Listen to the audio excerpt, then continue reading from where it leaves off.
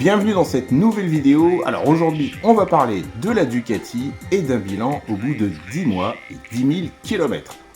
Alors c'est une moto que j'utilise au quotidien, donc pour mes trajets de boulot, des balades, sachant que cette année avec la flotte, les balades, il y a eu pas mal de plans qui sont tombés à l'eau, sans jeu de mots, et puis un road trip en montagne début juin. Pour ce qui est des trajets boulot, alors moi je travaille un peu en décalé par rapport à tout le monde, j'ai un travail de nuit, je travaille pas tous les jours, quelques nuits par semaine et un week-end sur deux, et j'ai à peu près 15 km pour aller travailler, donc 15 km, 30 km aller-retour. Donc c'est pas ça qui lui met énormément de kilomètres en réalité. C'est ma 12e moto en 8 ans de permis. Oui, j'ai le goût du changement, je sais.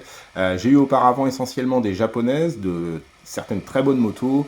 Ça a été très varié, aussi bien de l'Africa Twin que du Vestrom, ou alors du Custom 600 Shadow, un Kawasaki ZZR, Yamaha Diversion, CB500X, voilà.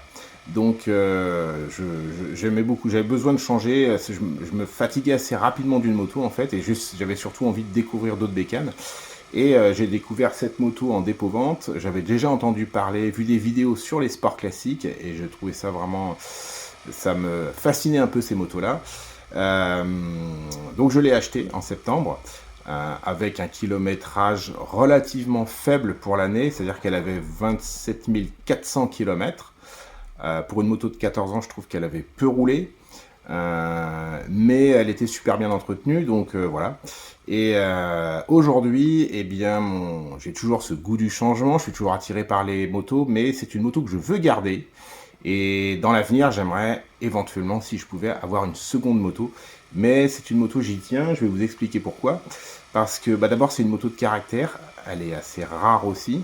Bien que ce modèle-là, la GT1000, dans la série Sport Classique, c'est peut-être la plus civilisée, c'est celle qu'on trouve le plus en occasion. Il faut dire que c'est une moto qui est assez facile en fait, par rapport à la Sport 1000 qui est très contraignante au niveau de la position de conduite. La GT1000, elle peut tout faire. Moi j'aime beaucoup, je suis tombé amoureux de ce moteur, le DS1000 de chez Ducati, qui est un moteur vraiment extraordinaire. C'est un moteur qui tracte bien, qui a du couple en bas, qui peut monter assez haut. Faut savoir qu'au niveau des modifications, quand je l'ai eu, j'ai changé le pignon de sortie de boîte. J'ai mis 14 dents au lieu de 15 d'origine. Ça me permet d'avoir des rapports qui tirent moins long et d'avoir plus de couple en bas régime, et surtout moins claqué en bas, par exemple en ville, dans les ronds-points, tout ça. Voilà, c'est plus confortable, beaucoup plus confortable. Un autre point que je trouve très réussi sur cette moto, c'est la position de conduite. Alors certes, on est un poil basculé sur l'avant, mais pas de manière excessive. Ça permet de se tenir assez droit, même de cambrer le dos. Et la selle, vraiment géniale. Moi, je suis parti avec mon pote Nico en road trip en Auvergne, Dordogne, tout ça. Je n'ai jamais eu mal au cul. La selle est extraordinaire. La moto est d'un confort hallucinant. Je trouve cette moto très confortable. C'est de toutes les motos que j'ai eues la plus confortable, et de loin, mais de très loin. En termes de consommation, j'ai un petit réservoir de 15 litres. La réserve s'allume assez tôt, mais ça j'ai l'impression que c'est quelque chose d'assez récurrent sur les Ducat. La mienne, elle s'allume vers 190 km. En réalité, je l'ai poussé à peu près jusqu'à 250 sans tomber en panne sèche. Donc je pense que, oui, allez, on va dire 230-250 km. Bon, pour un roadster, c'est pas mal, quoi. Sinon, elle pèse à peu près 200 kg. Donc c'est vrai que c'est cool, parce que moi c'est une moto que j'utilise souvent, donc je la sors, je la rentre du local, je la laisse jamais dehors.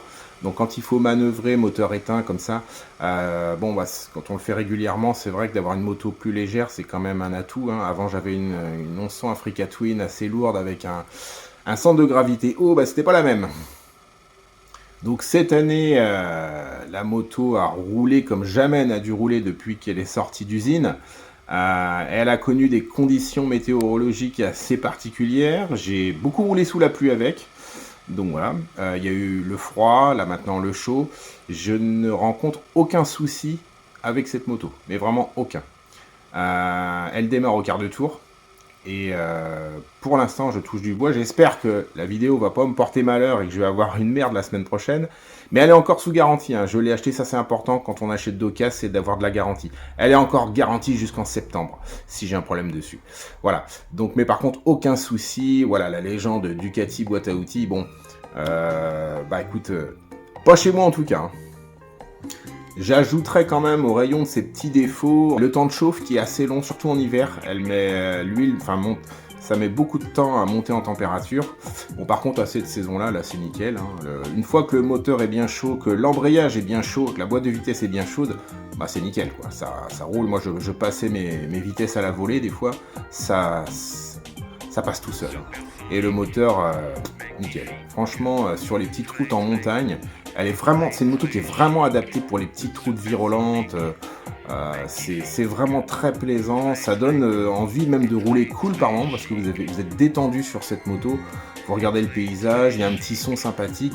Elle est en peau d'origine, hein, j'ai pas changé. J'aimerais mettre des Terminioni, mais franchement, ils se foutent un peu de la gueule. Puis il y en a pour plus de 1000 balles les pots, enfin juste les silencieux, même pas une ligne complète, 1500 balles, un truc comme ça, c'est dément. Donc non, elle reste en peau d'origine. Ce qu'il va y avoir prochainement de fait dessus, avec un pote, on va enlever le garde-boue arrière que je trouve pas très élégant. Enfin, c'est la partie un peu noire du tableau esthétique de la moto que je trouve très jolie, mais ça engage que moi. On va enlever ce garde-boue arrière, mettre une bande LED lumineuse derrière qui fait tout, feu, clignotant, et un support de plaque très court. Ça va mettre le pneu en valeur et je pense que la moto elle aura une autre gueule. Et d'ailleurs, je pense que la prochaine vidéo, puisqu'on va faire ça pendant l'été, vous découvrirez, pour ceux qui suivent la chaîne, la moto avec une mise à jour vraiment très très Kefe Racer. À bientôt.